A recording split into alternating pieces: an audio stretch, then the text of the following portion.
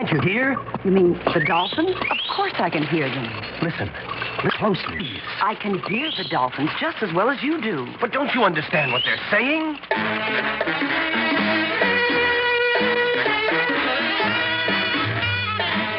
Theater 5 presents Look Who's Talking.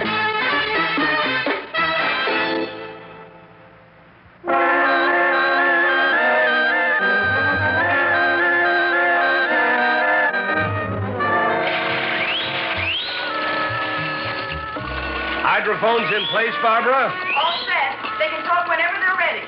You know, Alan, there are people who think I'm out of my mind when I tell them what kind of work I do. What's wrong with research science? Teaching dolphins to speak. Well, they should be able to. Their brains are bigger than ours. Test it, Barbara. 1, 2, 3, test. 1, 2, 3. Recorder on in the lab. Check. Turn up the volume on that speaker, huh? Mm-hmm. Zelda died. Did you see her? Yeah, they're in a good mood today. Here, there's Esau's glass. Yeah, and Tamberlane's clicking. I wonder what it means. It means he's losing his upper plate.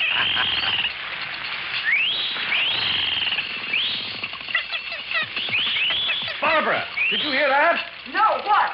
1, 2, 3, test. He was repeating it. Well, I'm darned if I heard anything. Look, let's get it off the recorder and slow it down for analysis.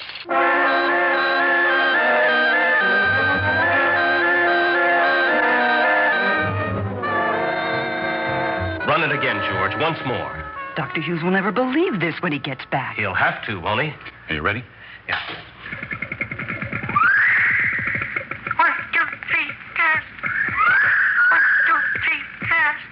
It's fantastic. This is the best evidence we've had. Well, it could be coincidence, Alan. Well, Dr. Hughes will say so. Now, wait. The important part is here. Listen. There. Did you hear it? I didn't hear anything. But it's Esau. He said, be patient, be patient. Now, look, here. Now, listen. Either I'm deaf or you're hearing things. You've been on this project too long, old boy. I mean, conversations now? You didn't hear it? No. Can you hear a dog whistle? Supersonic? No. But we know the dolphin goes into that range, don't we? You mean you've become attuned to it? Well, I don't know. We're all trying to reach each other. I'm tired. I think I'll go to dinner. Oh, sure. Come with us, Alan. It's been a long day. No, I think I'll get into the pool. I've got to make our report for Dr. Hughes.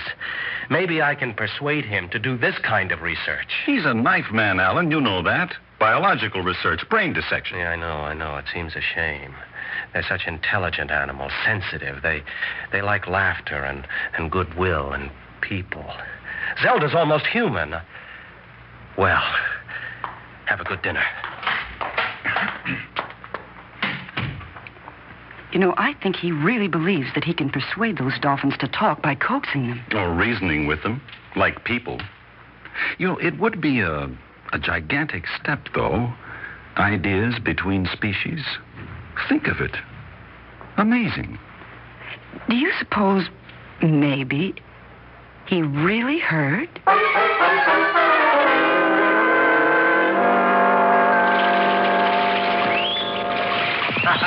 All right, Tamberlane, that's your last fish. Overeating blunts the intellect. What's that? What's that, Zelda? Sure, I'm getting in with you. Oh, it's warm, isn't it? Yeah, I know. You want your back scratched. Hey, look at Esau there, barreling down like the Orient Express. Head him off, Tamberlane. Now, stop baring your teeth. You don't scare me. All right, I'll listen to whatever you have to say. No, I don't, but I know we can. Alice? Huh? Oh, Barbara, I thought you'd gone to dinner. I had to change. Certainly it sounds like you're having a conversation down there. Well, how do we know? We hear only half the sounds they make. They may be very lucid outside our range. And then again, why do they have to learn our language? Maybe they're trying to teach me theirs. You'll surely be the first to learn. Well, that's the important thing, isn't it? Communication. I don't care whether they learn or I learn.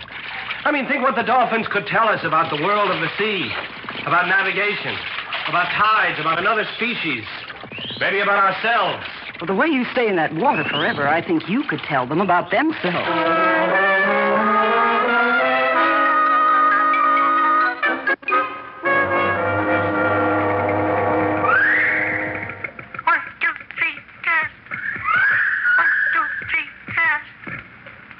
And, that's it? That's it, Dr. Hughes. An impressive demonstration. Unless, of course, you prefer to be scientific about it and accept the words as just random sounds. But they make a phrase. You heard it? You're sentimentalizing. Putting a little man inside these dolphins. I thought our job was to find out if they can be taught to speak. To find out, yes. Not to say that they can offhand. Meantime, we'll slaughter more of them, removing brain specimens to find out if they've got the cortical equipment, the area code. And that, I take it, is pure science. Now, let me put it pragmatically. These creatures are animals. No matter how much larger their brains may be than ours, no matter how many seemingly human attributes they may possess, they are animals. Oh, are they? Or are we the animals?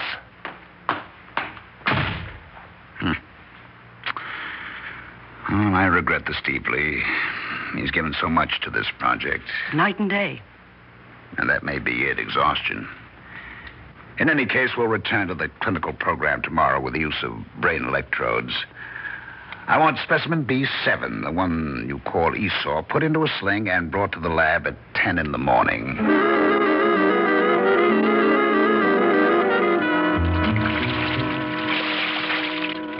Lower it.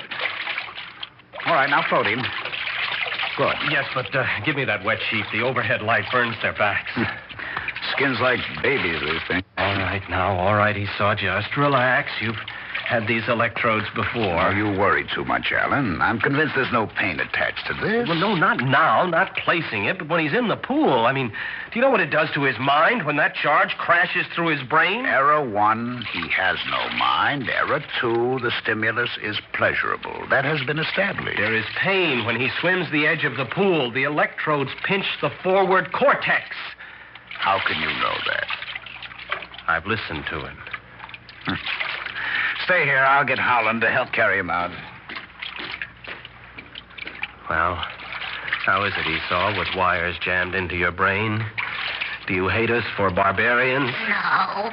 I tried to prevent this, believe me. No need. We could jump the sluice gates, Elda and I. Even Tamberlane, old as he is.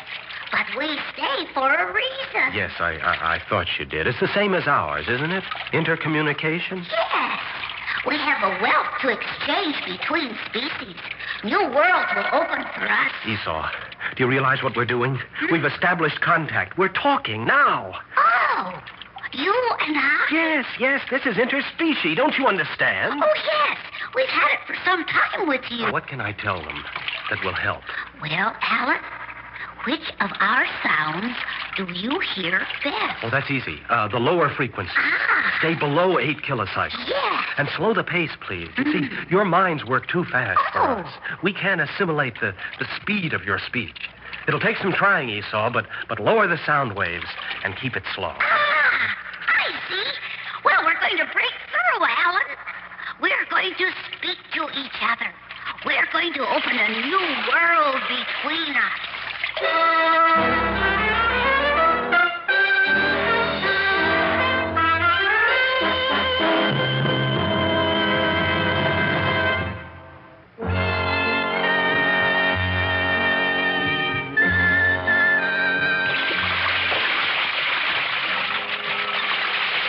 Microphones in place.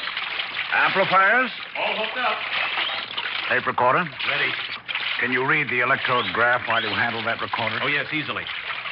All right, George, open the sluice gate. Let Esau join the others in the pool.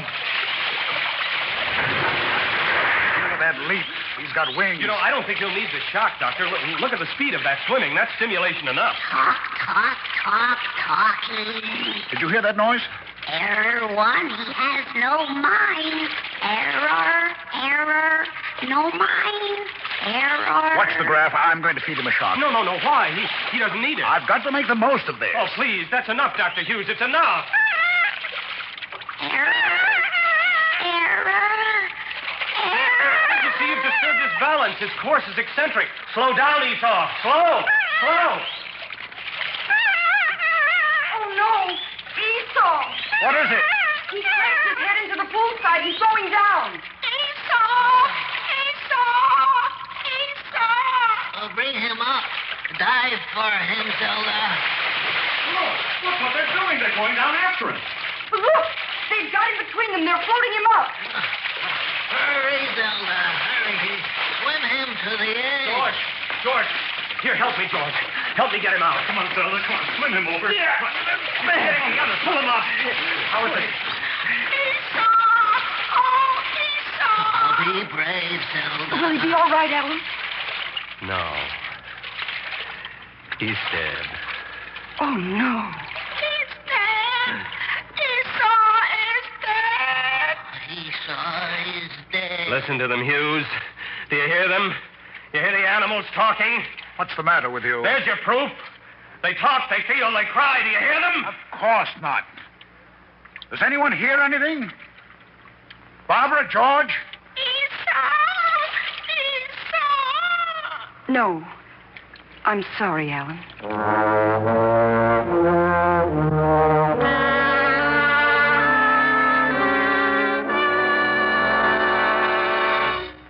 I've called you to this meeting in view of yesterday's misfortune. It seems that in my absence, science has suffered a certain decline, an emasculation of pure fact. The pure fact, Hughes, is that you murdered him. That is an irresponsible and meaningless statement. These are laboratory animals. Esau died in the interest of science.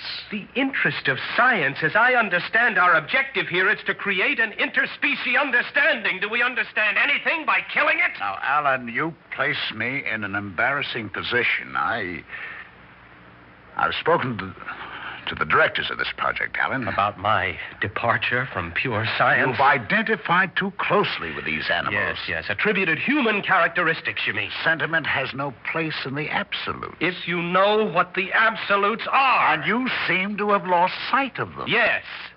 I'm no longer certain that they're the animals and we're the humans.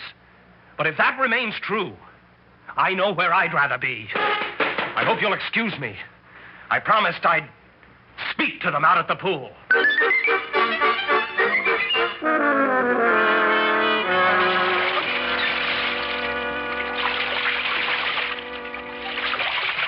Tamberlane?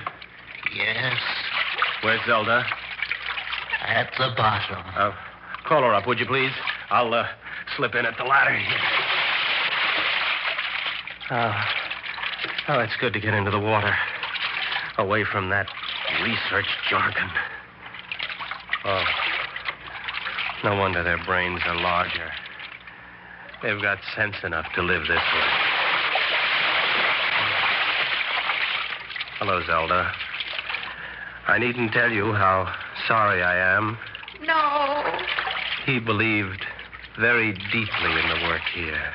We all do. Yes, I know, but I wonder if you're being deceived. You see, it's true, of course, that our alleged purpose here is an intercultural research, but scientific programs can lose their basic aims. Oh, what I mean is that I think you and Tamberlane had better go while you can. Back to sea.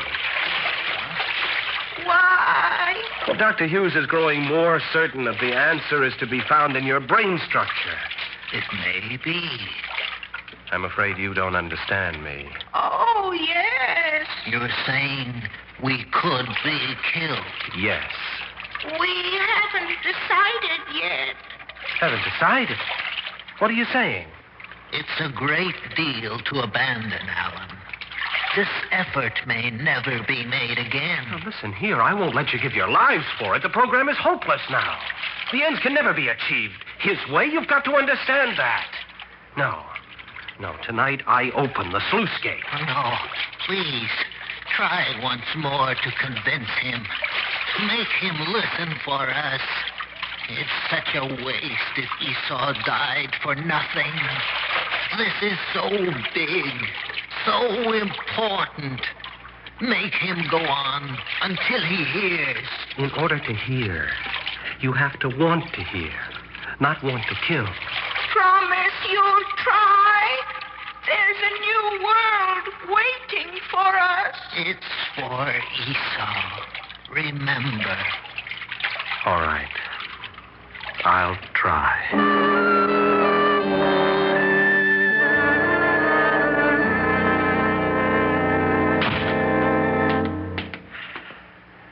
Yes, Alan. What could I do for you? I wanted to see you privately. I must warn you that I've come to a clinical opinion based on analysis of Esau's brain. The dolphin has no speech centers such as we have. Isn't that a little arbitrary? Have you scientific evidence to the contrary? I have practical evidence. Of what nature? All right, I'll tell you openly. The fact is they've spoken to me many times at great length, in our language as well as their own. Now, Alan... All right. I know it's a reckless statement, but it happens to be true. Alan, I've recommended a vacation for you. I think you ought to take it as the staff and I move into the more clinical aspects of research. You mean you'd rather not have me here for the murder of Zelda and Tamberlane? I mean I can no longer tolerate these lurid charges of yours. Don't you realize I'm begging you to understand these creatures? Look, you must continue this phase. Fraternity between species is so important, they're ready to die for it. It's a dream, an ideal they must achieve, especially with Esau's death. Now, just stay with them until you reach them or until they reach you. Please. Alan, you cannot convince me that there is, after all, a little man in each of them.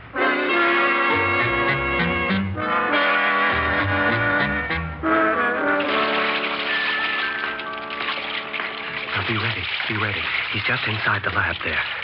You couldn't convince him. Tamberlane, man is an arrogant creature. He understands only what relates to him, not the things to which he must relate. I'll get the sluice gate open now. We'll miss you, Alan. It's all right. We'll meet again. Yeah. Oh. No, it's stuck. Alan, Dr. Hughes will hear. Who's out there? Who's pulling the sluice gate chain? Alan? He's coming. Get away from that sluice gate. You hear me? Open. Get away from it. I'm warning you, Alan. I warn you to stay away from me. They're going free. Now, don't you come any closer.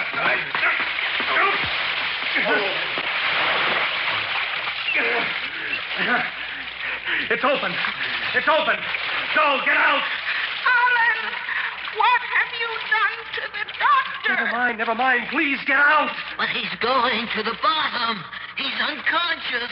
He'll drown. I don't care. Let him drown. Go back to sea. Tamberlane, help me bring him out. Why do they do it?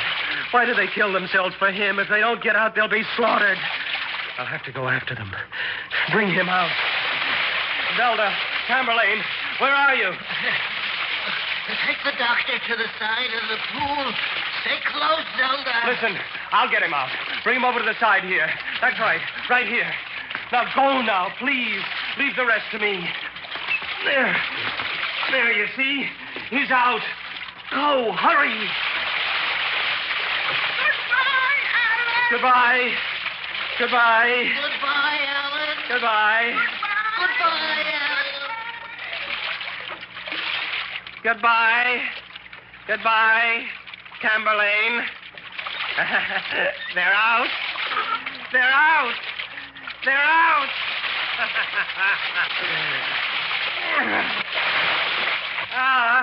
I've made it. I've made it. Wake up, Hughes. I've got your answer. Let's get on with the dissection. This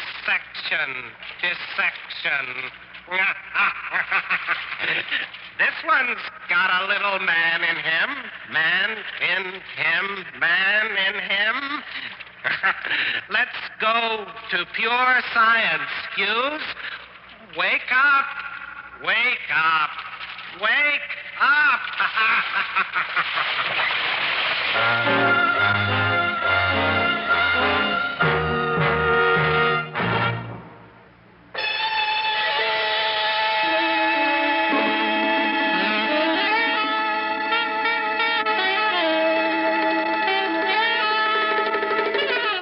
Theater 5 has presented Look Who's Talking, written by Richard McCracken and directed by Ted Bell.